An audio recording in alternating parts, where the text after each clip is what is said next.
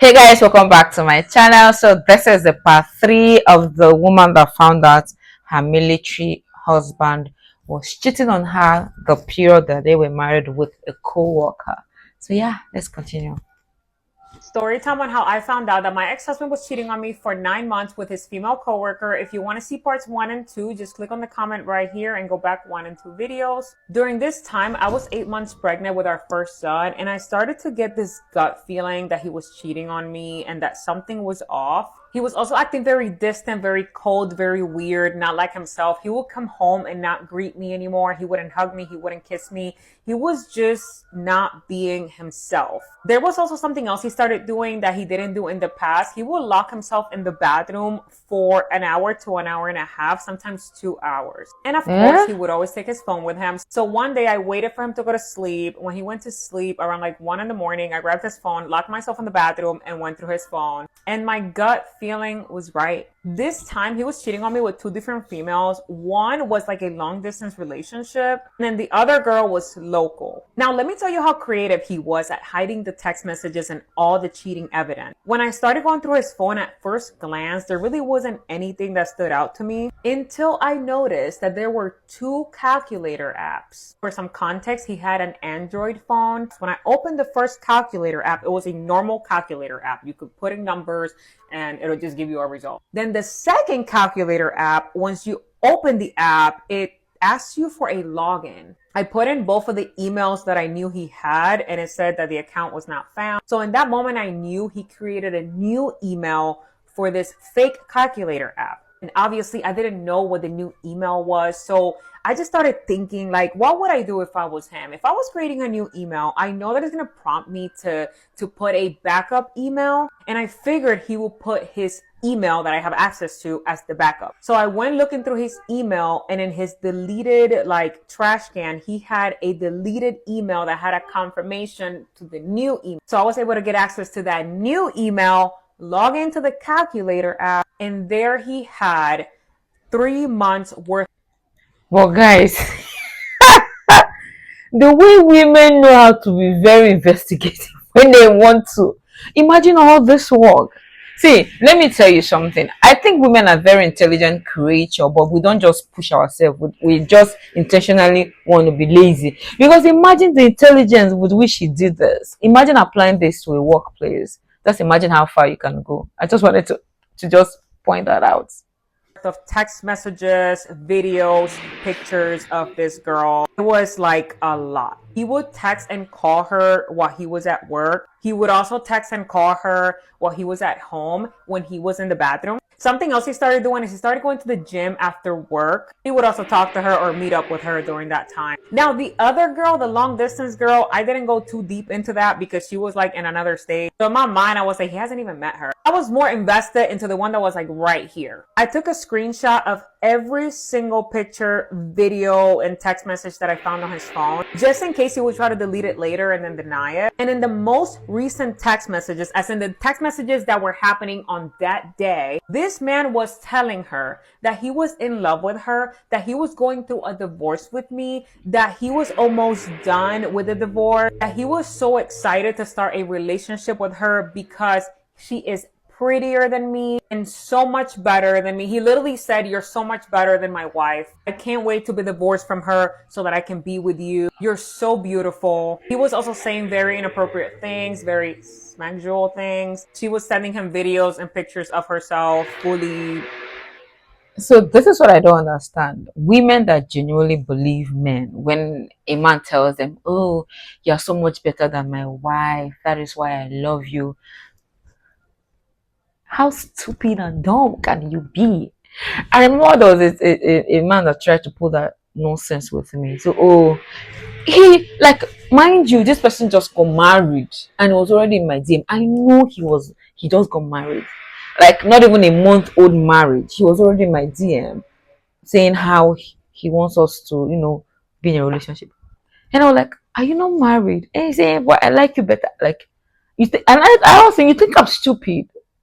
You think I'm stupid or what? Do I look like somebody that won't like?" See, I will never understand it for the life of me how a woman forcing to that. They go on to also tell their fellow women that, oh, he likes me more than the wife. Ah, auntie.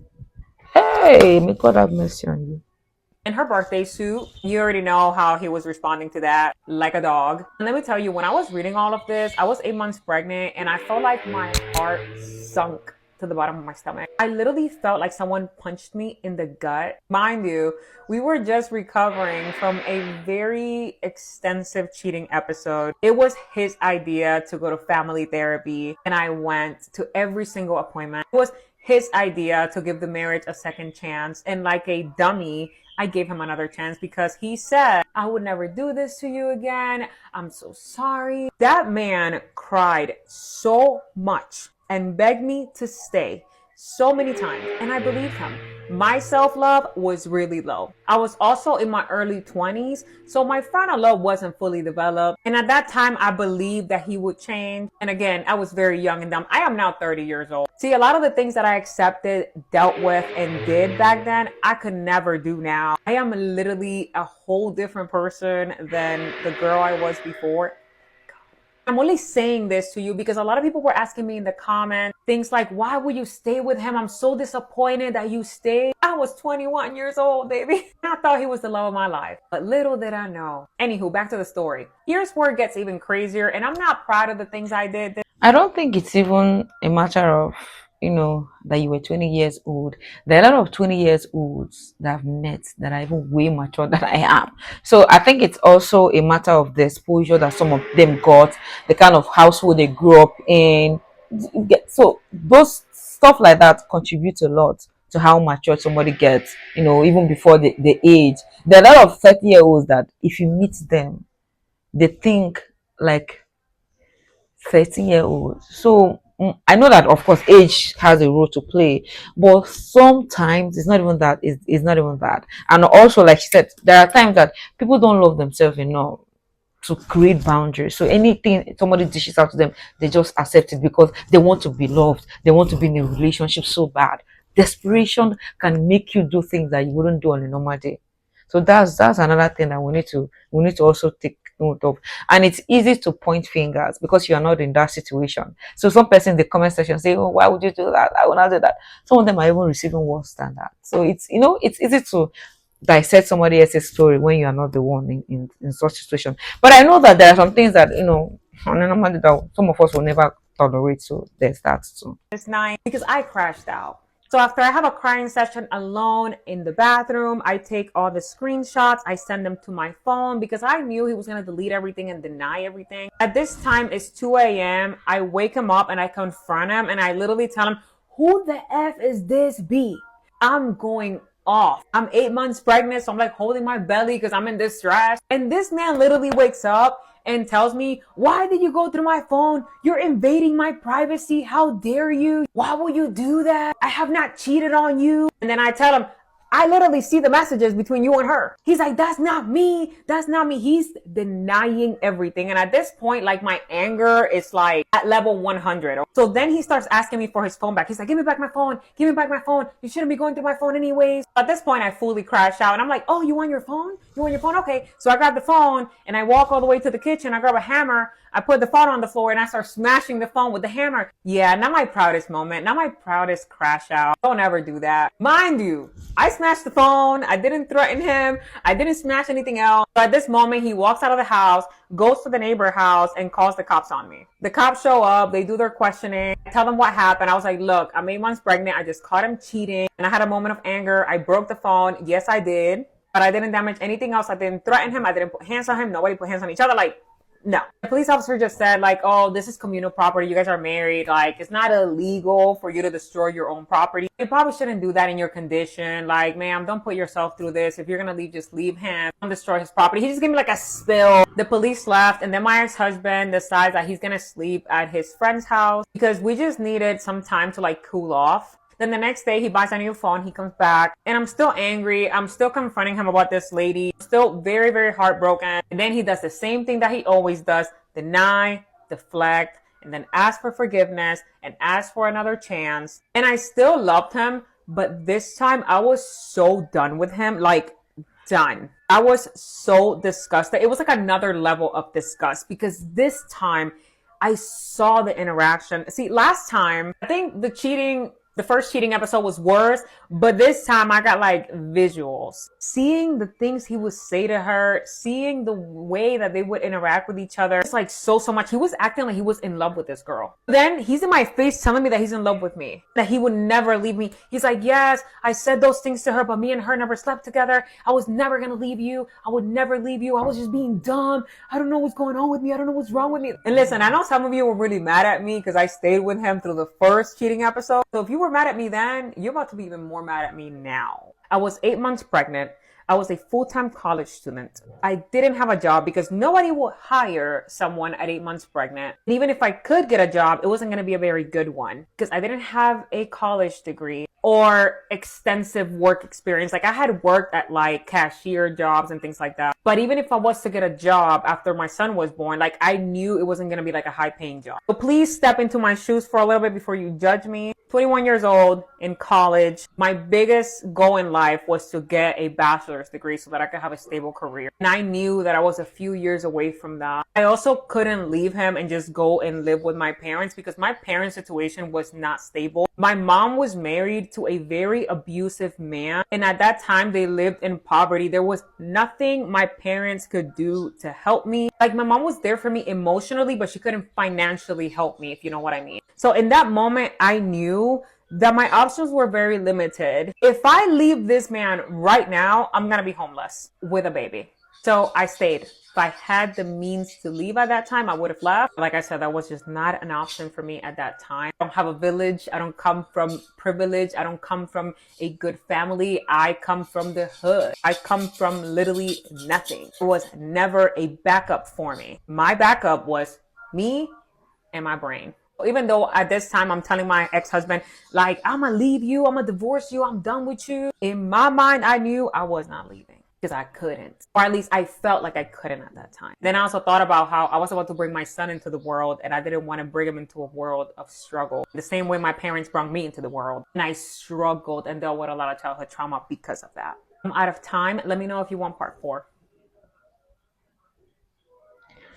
This is a living proof that if a lot of women had money, had resources, they wouldn't be dating the men they're dating right now. This is a living proof.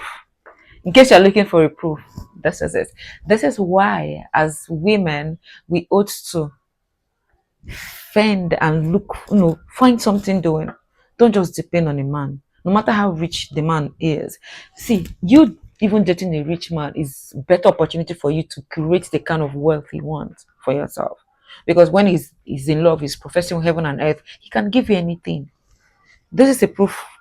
And that man knew, he knew that she was not going anywhere. That was why he was doing what he was doing. Because he knew she didn't have any option than to stay with him. So he had all the cards. That was why he was doing what he did. And he knew she didn't have that confidence, that self-esteem to leave. He knew. He knew. And there's something she said, I hear it often. People say, oh, don't go through my phone, respect my privacy. I don't think I will ever understand that. How private can you be? And you guys are penetrating each other's private parts, but when it comes to your phone, no, you want your privacy. It will never make sense to me, especially as a couple. It will never make sense to me. I don't know about you guys, but it will never make sense to me. I don't know, no matter how you explain it, it will never make sense to me. But let me know your thoughts in the comment section. Of course, she has more to share, so stay tuned for part 4. So before you click off, let me show you my outfit of the day. So I'm wearing what I call Aduni Ashoke jacket. So Ashoke is a Yoruba term in my country, Nigeria. So it's hand woven. So this is hand woven. Everything about this fabric is hand woven. It takes days to make. Hand woven. So this, I'm sure you guys have seen a clip I'm showing. It is available on my website. I have several other outfits on my website as well. Just encourage this growing business of mine. Everything is done in my country, Nigeria. So I ship to the US, I ship to UK, I ship to Germany, I ship to Canada. Anywhere that my country people can get to, just know that I can ship to you. Yes. So please follow the link in the description if you want to buy. I have several other outfits there. They're hand woven. Not all of them are not hand woven, but they're handmade. There are some, adire batik, also handmade. Lovely, lovely. Just trust me, you're gonna love everything you get. This was done with so much care, with so much love. My mom was telling me that this kind of outfit you wear and hand over to your next of kin. That's how lasting this is, because it's hand woven with so much 100% cotton. You will love it. This, for the women, the size is different, even the length. Then for the men, it's different. It's actually unisex. Yes, a guy can wear it and a woman can wear it. That's my favorite thing about it. I love this dress so much, and I can't stop talking about it. But of course, there are other stuff you also see on my channel that you get to love. Follow the link in the description. And production for this, the production takes 4 weeks, but other items it takes 14 days. So yeah, it depends on the outfit you're going for. But just know that you are going to be getting what you love. Thank you for appreciating this work of mine. See you.